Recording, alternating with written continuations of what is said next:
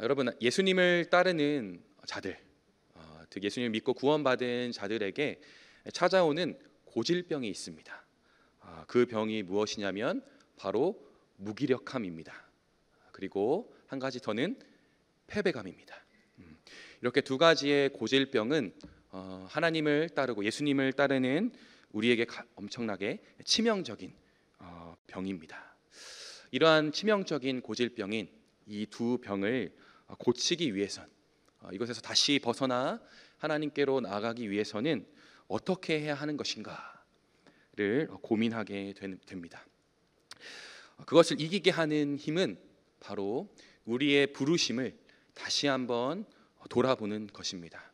우리를 부르신 그 예수 그리스도의 은혜를 다시 한번 생각하고 묵상할 때 무기력함과 패배감에서 벗어나 승리하는 삶으로 나아갈 수 있습니다. 그래서 오늘 본문 마태복음 4장 18절에서 22절은 바로 예수님께서 제자들, 어부들을 부르시는 사건이 등장합니다. 이 말씀을 통해서 우리 무너졌던 또 무기력함에 빠져있던 우리의 신앙을 다시 회복하는 시간이 되기를 소망합니다. 예수님에게 있어 이 제자를 세우는 사역은 너무나도 중요한 사역이었습니다. 그래서 마태복음을 쭉 읽어보면 이 복음 전파와 함께 가장 먼저 하신 사역이 바로 제자들을 세우시는 사역이었습니다.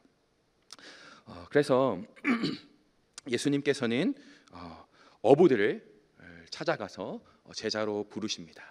네, 여러분, 그냥 일반적으로 제자를 삼는 이 과정에서 누가 먼저 찾아오죠?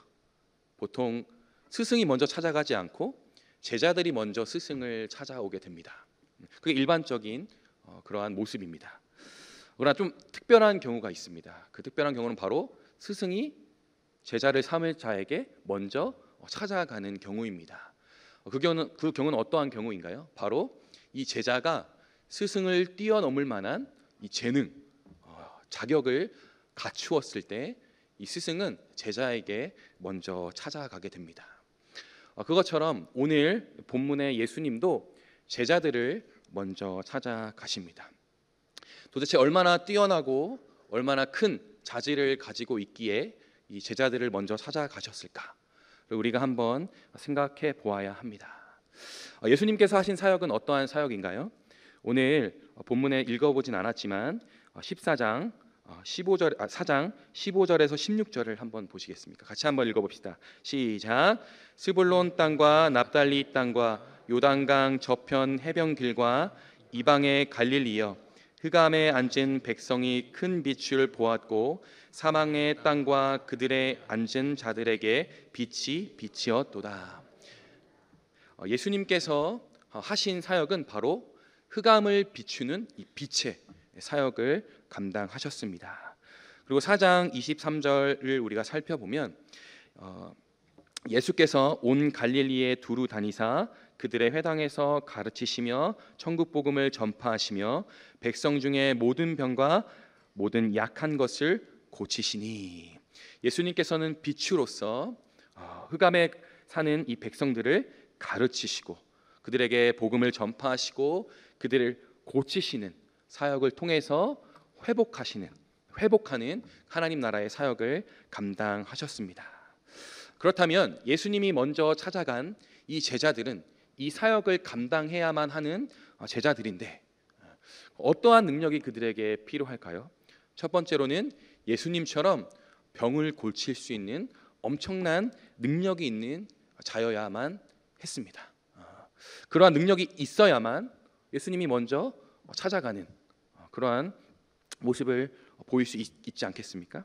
그리고 그 능력이 없다면 두 번째로는 예수님께서는 흑암에 있는 자, 즉 가난하고 병들고 고아와 이 과부와 같은 사회적으로 소외당하는 자들에게 예수님은 찾아가셔서 그들을 사랑하시고 그들을 가르치셨기 때문에 뛰어난 성품을 가진 자여야만 했을 것입니다.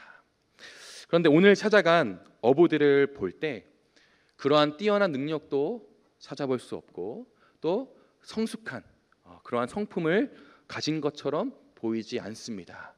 오늘 우리가 이 마태복음 이 복음서를 살펴보면 이 어부들, 즉 베드로를 살펴보면 베드로는 어떠한 사람이었나요, 여러분? 다혈질적이었습니다. 그래서 예수님보다 자신이 앞서서 무언가를 하려는 그런 조급한 마음도 있었고요. 또 마음이 앞서다 보니까 실수하는 사람이었습니다. 심지어 예수님을 잡으러 온 종의 귀를 칼로 자르는 그러한 모습을 보였던 굉장히 미성숙한 사람이었다라는 것이죠.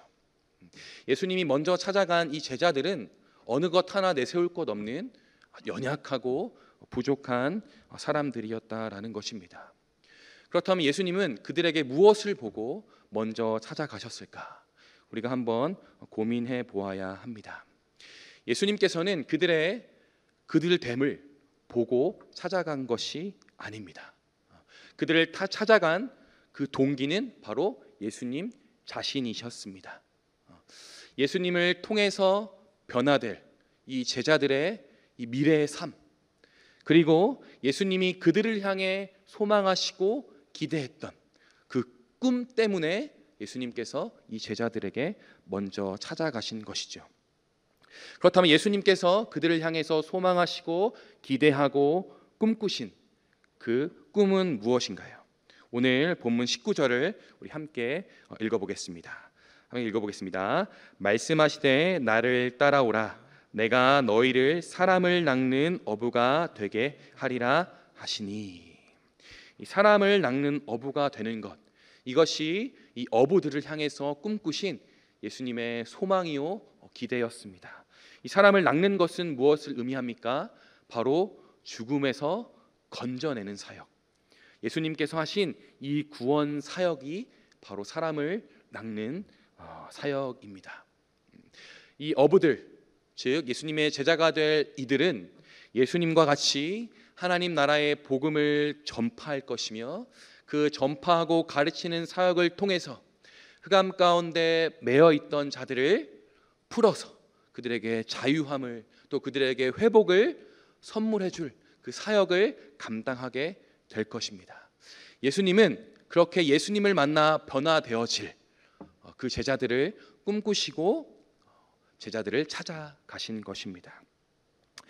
우리를 찾아오실 때에도 동일하셨습니다. 우리의 어떠함, 우리의 연약함, 우리의 부족함, 우리의 연약한 상황과 환경들을 예수님은 고려하지 않으셨습니다. 예수님을 만나 변화되어질, 또 예수님을 만나 소망하게 되어질 이 하나님 나라를 꿈꾸시며 우리를 찾아오셨습니다. 예수님을 만나서 예수님이 행하신 그 기적과도 같은 구원 사역을 예수님께서는 우리를 향해 소망하시면서 우리를 찾아오셨습니다. 곧 예수님의 부르심은 곧 그 소망함으로 초청인 것입니다. 그런데 여러분, 우리도 그 사실을 알고 있습니다. 예수님께서 우리를 향해 꿈꾸시고 소망하고 있다라는 사실을 매우 잘 알고 있습니다. 그렇게 예수님이 소망하는 삶을 살아내기가 여러분 쉽습니까? 쉽지 않습니다. 그러한 소망을 가지고 사역하고 있는 사역자인 저 역시 예수님의 그 소망함과 기대함이 흔들릴 때가 너무나도 많습니다. 최근에도 그 소망함이 많이 흔들렸습니다. 왜 그러한 소망함과 예수님의 기대함이 왜 흔들릴까요? 바로 연약한 우리의 모습과 하나님이 소망하는 그 소망하는 모습에서 오는 이 괴리감, 그 먼 거리가 우리로 하여금 좌절하고 낙심하게 만든다라는 것이죠. 또 우리가 살아가는 이 현실, 이 악한 현실, 변하지 않는 현실과 하나님이 소망하고 꿈꾸는 그 모습이 너무나도 다르기 때문에 거기서 오는 괴리감과 그런 것들이 우리로 하여금 좌절하게 하고 우리로 하여금 낙심하게 한다라는 것입니다. 우리는 우리의 연약함을 보며 좌절합니다. 또 변하지 않는 우리의 상황과 현실을 보며 좌절할 수밖에 없습니다.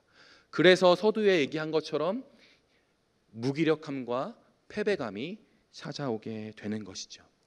그렇다면 우리는 어떻게 해야 합니까? 하나님이 우리를 부르셨고 예수님께서 우리를 소망으로 불러주셨는데, 초청하여 주셔서 그것에 네 하고 대답하여 결단하여 따라갔는데 현실은 그렇지 않지 않습니까? 그러면 우리는 어떻게 해야 하는 것입니까? 고민하게 된다라는 것이죠. 그 답이 이 예수님이 부르시는 그 장면에 나와 있습니다. 누가복음 5장 8절을 우리 한번 같이 보겠습니다. 같이 한번 읽어봅시다. 시작. 시몬 베드로가 이를 보고 예수의 무릎 아래에 엎드려 이르되 주여 나를 떠나소서 나는 죄인이로소이다 하니. 이 베드로의 부르심, 이 베드로의 애통함이 우리로 하여금 다시 소망하게 하고 다시 기대하게 하는 것입니다. 여러분, 우리의 연약함을 마주할 때, 또 변하지 않는 현실을 마주할 때, 그것에 매여서 괴로워하고 슬퍼하는 것에서 끝나는 것이 아니라 우리를 소망 가운데 불러주신 예수님께로 나아가 그분 앞에 무릎 꿇고 부르짖어야 하는 것입니다. 그분 앞에서 애통해야 하는 것입니다. 바로 시몬 베드로처럼 말입니다. 예수님 앞에 무릎 꿇고 겸손히 주여 저를 불쌍히 여겨 주시옵소서. 주여 저를 긍휼히 여겨 주시옵소서. 주여 연약한 저의 모습 가운데 저를 구원하여 주시옵소서. 변하지 않는 이 현실 가운데서 저를 구원하여 주시옵소서. 간절히 주님께 부르짖고 부르짖어야 하는 것입니다. 그렇게 부르짖을 때 우리는 다시 예수 그리스도께서 초청하신 그 소망과 기대로 나아갈 수 있습니다. 여러분, 주님 앞에 애통함으로, 주님 앞에 부르짖음으로, 주님 앞에 무릎 꿇음으로 그 소망함과 기대함을 회복하는 저와 여러분이 되시기를 소망합니다. 아멘. 또 그 다음으로 우리가 살펴볼 것은 제자의 삶은 어떠한 삶인가를 살펴보아야 합니다. 우리 한번 따라 해보겠습니다. 즉시 버리고 따르는 삶. 한 번 더 고백하겠습니다. 즉시 버리고 따르는 삶. 우리가 버려야 될 것은 무엇인가요? 누가복음 5장 4절에서 5절 말씀을 한번 같이 보겠습니다. 함께 읽겠습니다. 시작.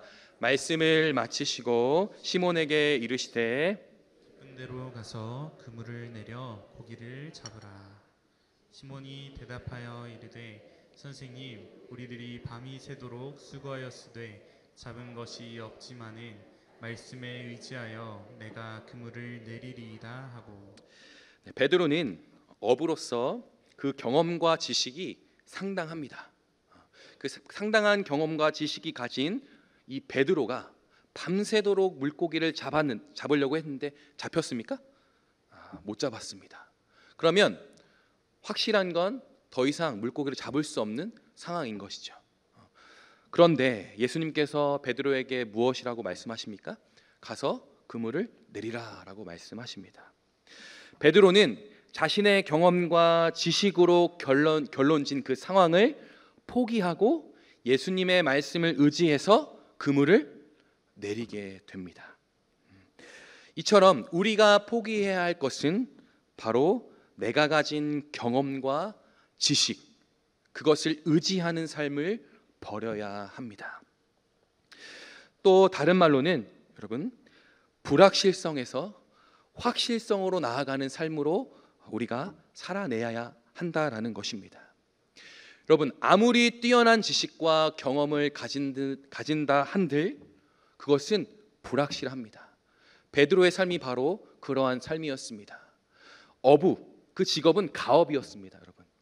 그러니까 대대로 내려오는 가업이었기 때문에 이 베드로에게는 엄청난 이 물고기를 잡는 기술과 또 배를 움직일 수 있는 뛰어난 능력이 있었다라는 것이죠. 그러나 그러한 능력과 그러한 지식이 확실하게 물고기를 잡게 했습니까? 아닙니다.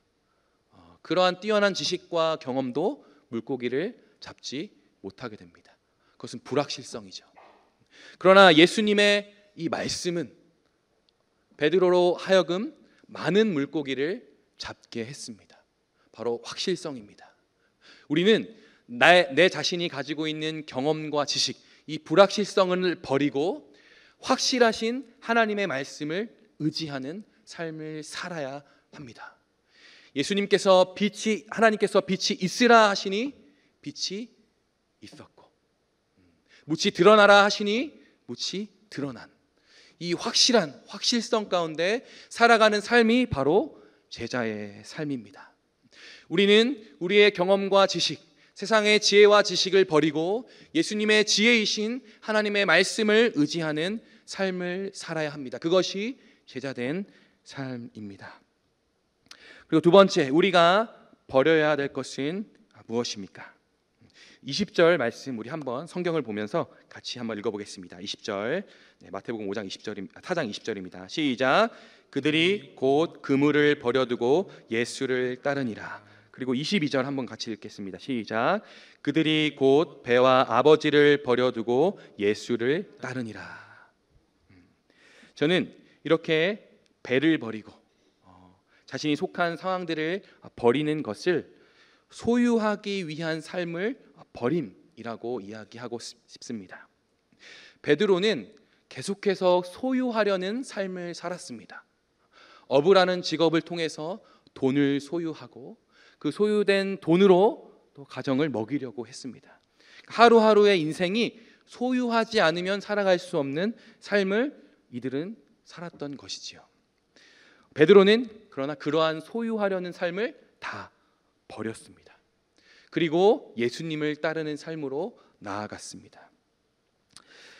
여러분, 제가 한 7년 전에 저희 친누나와 2달간 유럽 여행을 간 적이 있습니다. 그 기간은 정말 저에게 너무 행복했습니다.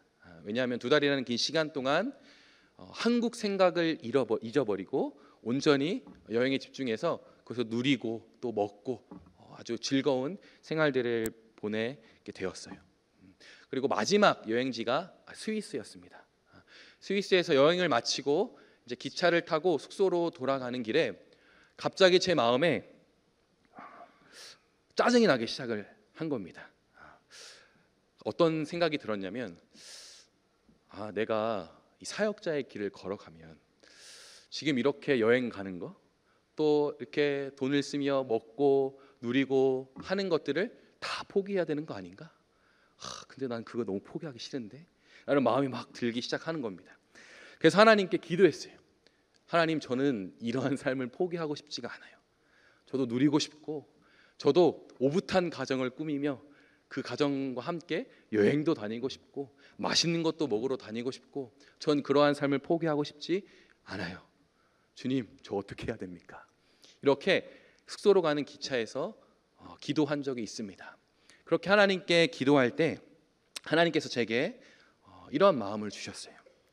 송현아, 너가 2달간 누린 그 모든 것을 창조하신 분은 누구이니? 그것을 만드신 분은 누구이냐? 그것의 주인 되신 분은 누구냐? 라고 저에게 물으셨습니다. 누구시죠? 하나님이십니다. 그러면서 탁 제 뒤통수를 세게 치는 생각이 제 머릿속을 지나갔습니다. 모든 것의 주인 되신 하나님을 내가 믿고 내가 그분의 자녀가 된 것은 나의 것을 포기하는 것이 아니라 이 모든 것을 가지는, 소유하는 삶이구나라는 사실을 깨닫게 되었습니다. 하나님께서 이 모든 것의 주인이 되시니 내가 하나님을 나의 아버지로 믿고 따르면 하나님의 것이 내 것이 되는 것인 거죠. 그래서 저는 하나님의 것을 누리기만 하면 되는 것이었습니다. 결국 제가 포기해야 된다라고 생각하는 것들은 포기가 아니라 오히려 소유하게 되는 것이었다라는 것을 깨닫게 되었습니다. 예수님을 따르는 많은 사람들이 이처럼 예수님을 따르면 포기하고 버리고 손해본다라고 생각을 합니다. 그러나 절대 포기하고 버리고 손해보는 삶이 아닙니다. 왜냐? 모든 것의 주인이 되신 하나님을 바로 우리가 소유하는 것이기 때문에, 결코 버리는 삶이 아닌 것이죠. 포기하는 삶이 아닌 것입니다. 오히려 우리는 누리는 삶을 살아가게 되는 것입니다. 정리하면 우리는 소유하기 위한 삶을 버리고 이미 소유하여 누리는 삶을 사는 것, 그것이 바로 제자된 삶이다라는 것입니다. 마태복음 6장 33절 우리 한번 같이 한번 읽어봅시다. 시작. 그런즉 너희는 먼저 그의 나라와 그의 의를 구하라. 그리하면 이 모든 것을 너희에게 더하시리라. 한 번 더 고백하겠습니다. 시작.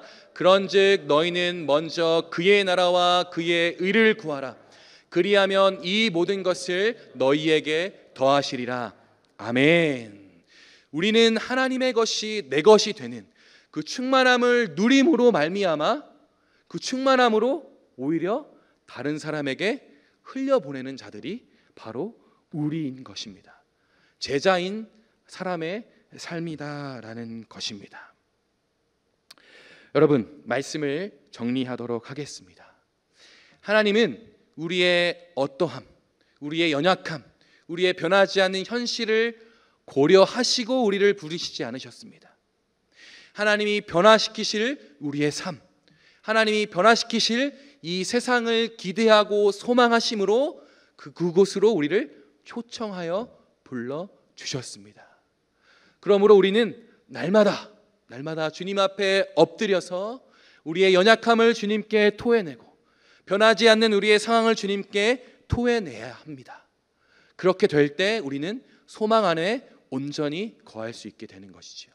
그리고 예수님을 따르는 제자들의 삶은 어떠한 삶입니까? 자신의 생각과 경험을 버리고 확실한 예수님의 말씀에 순종하는 삶이 예수님의 제자된 삶입니다. 그리고 두 번째, 소유하기 위해서 아둥바둥 살아가는 인생이 아니라 이미 소유하여서 소유한 것들을 누림으로 다른 사람에게 나눠주는 넉넉한 삶이 바로 제자된 삶입니다. 제가 이렇게 제 설교를 정리하면서 한 가지 원리를 깨닫게 됐습니다. 결국 예수님의 제자된 삶은 버리고 예수 그리스도로 충만한 인생이 바로 예수님의 제자된 삶이구나 라는 사실을 깨닫게 되었습니다. 여러분, 이제 저희는 상반기 사역을 마치고 하반기 사역을 준비하며 다시 앞으로 전진해야 합니다. 그 전진을 방해하는 우리의 고질병, 무기력함과 패배감을 이기게 하는 것은 바로 예수 그리스도로 충만한 삶, 그것이 바로 우리로 하여금 다시 앞으로 나아가게 합니다. 예수 그리스도로 충만하여져서 예수님의 제자로 날마다 전진해가는 저와 여러분이 되시기를 소망합니다.